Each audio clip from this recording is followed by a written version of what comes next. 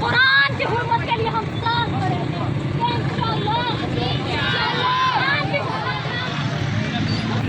League کی طرف سے کافر دینیا کو یہ پیغام دینے کے لیے آج اکٹھے ہوئے ہیں کہ جب بات ہمارے قرآن کی ہوگی، جب بات ہمارے مذہب کی ہوگی، ہم مسلمان بہنیں اپنے بھائیوں سے پیچھے نہیں ہیں۔ وہ یہ نہ سمجھے کہ ہم اپنے قرآن کی آواز سنیں گے، آواز بیٹھے رہیں گے، ہندو دنیا جو چاہے کرتا رہے گا۔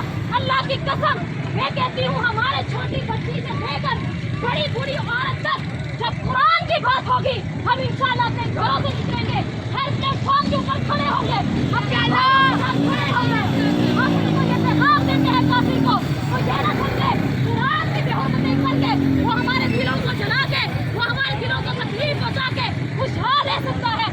اللہ کی قسم جب بات میرے قرآن کی آئے گی، جب بات میرے رب سے محبت کی آئے گی، ہم اپنے گھروں سے نکلیں گے، ہم اپنے رب کے لیے نکلیں گے، ہم اپنی جانیں قربان کرنے سے بھی گریز نہیں کریں گے انشاءاللہ۔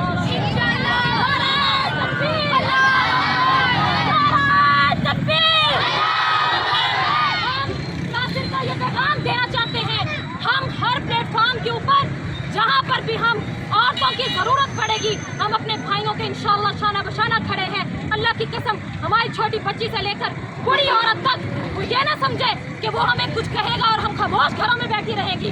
اللہ کی قسم اب اپنے قرآن کے لیے اپنی جان قربان کرنے سے بھی پیچھے نہیں ہٹے۔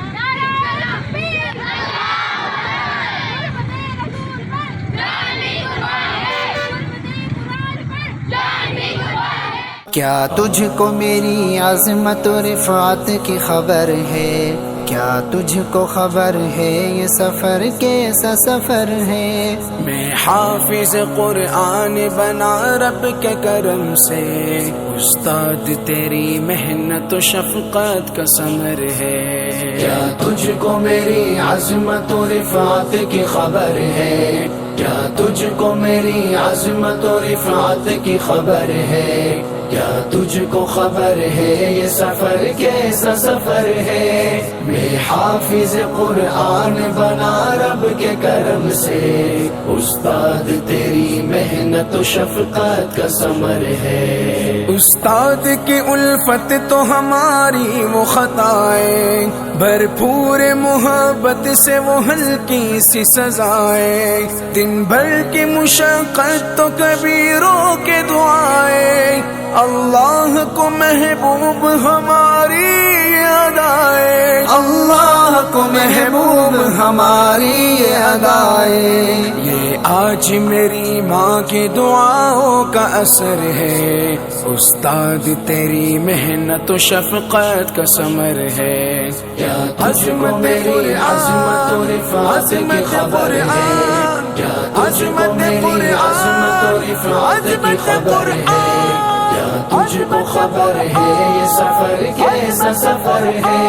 میں حافظ قرآن بنا رب کے کرم سے، استاد تیری